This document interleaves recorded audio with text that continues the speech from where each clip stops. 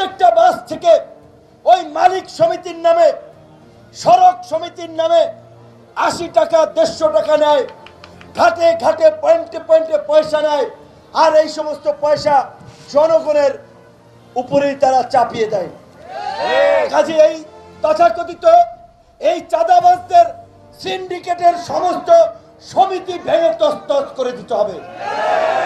আওয়ামী দুর্বৃত্তদেরকে হটিয়েছে, অথচ আজকে কাঁচা বাজার, মাছ বাজার, সবজি বাজার, টেম্পো স্ট্যান্ড, বাস স্ট্যান্ড সব এই রাজনৈতিক দুর্বৃত্তদের দখলে।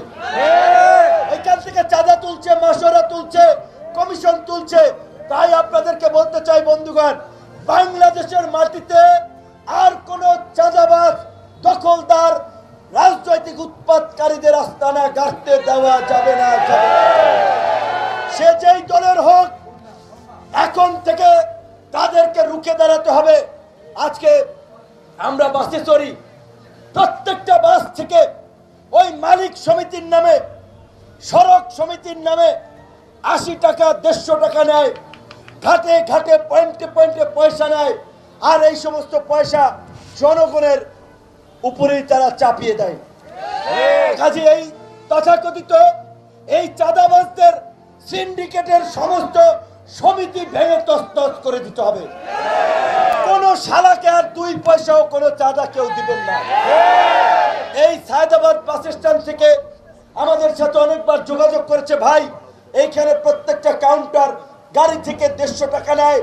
এই পরিবহন থেকে এখনো প্রতিদিন কয়েকজন ব্যক্তি লক্ষ লক্ষ টাকা চাঁদা তুলে নিচ্ছে। আপনারা কিছু করেন, আমরা আপনাদের সাথে আছি। এখন কয় দিকে দৌড়াবো? কোন এইখানে চাঁদাবাজি, ওইখানে মানুষ চিকিৎসা পায় না, ওইখানে লুটপাট চলে, সব দায়িত্ব তো আমাদের না। নূর ভাইয়ের ঘোষণা, চাঁদাবাজি চলবে না, চাঁদাবাজি চলবে না। নূর ভাইয়ের ঘোষণা, চাঁদাবাজি চলবে না, চাঁদাবাজ যেখানে লড়াই হবে আমরা একটা দীর্ঘ লড়াই সংগ্রামের মধ্য দিয়ে অন্তর্বর্তীকালীন সরকার গঠন করেছি। এইখানে আমাদের এক ভাই বক্তব্য রেখেছে, শুধুমাত্র এনবিআর এর চেয়ারম্যানের পদত্যাগ চেয়েছে তারা, সেই কারণে বিশেষ ক্ষমতা আইনে তাকে গ্রেপ্তার করেছিল। আমার নরসিংদী থেকে আমরা এসেছিলাম রাত্র 12টায়, শুনে মাথা ঠিক নাই। এই আমলে যদি আমাদের নেতা কর্মীদেরকে অন্যায়ভাবে থানায় ধরে নেয়, এটা কি সহ্য করার মতো? আমরা বলেছি আমাদের কোন নেতা কর্মীকে অন্যায়ভাবে হয়রানি করা হলে আমরা ছাড় দেব না। গতকালকে রাতেই আমরা স্বরাষ্ট্র উপদেষ্টার সাথে কথা বলেছি, ওনার বাসার সামনে অবস্থান নিয়ে কথা বলেছি, সকালবেলা তাকে ছেড়েছে। কিন্তু কথা হচ্ছে আমাদের পরিচিতি ছিল, আমাদেরকে চিনে বিদায় তাকে ছাড়ছে। সাধারণ মানুষকে যে এখনো মিথ্যা মামলা দিয়ে হয়রানি করছে, মামলা বাণিজ্য করছে, এইগুলা রুখবে কে? কাজে আমরা প্রশাসনকে বলতে চাই, আপনাদের চরিত্র মোটেও বদলায় নাই। এই জুলাই থেকে যদি আপনারা শিক্ষা না নেন, সামনে কিন্তু আপনাদের আরো করুণ পরিণতি আছে।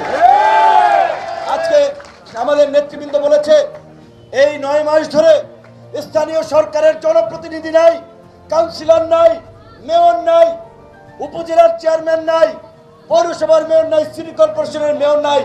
আমরা বারবার শুরুর দিকেই বলছিলাম দ্রুত সময়ের মধ্যে স্থানীয় নির্বাচন দিয়ে জনগণের সেবাকে নিশ্চিত করুন, জনগণের ভোগান্তি কমান।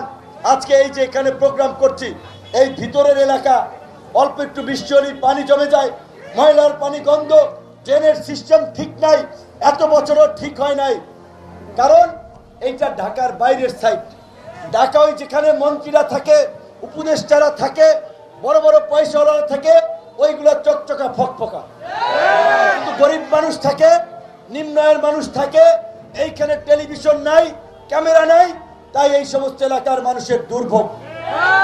তাই আমরা বলছি নিজেদের অধিকার আদায়ে এই জুলাইয়ে যাত্রাবাড়িতে যেভাবে প্রতিরোধ করে তুলেছিলেন, আপনাদের মধ্যে থেকে নেতৃত্ব ঠিক করেন, ভালো লোককে নেতা হিসেবে ঠিক করেন,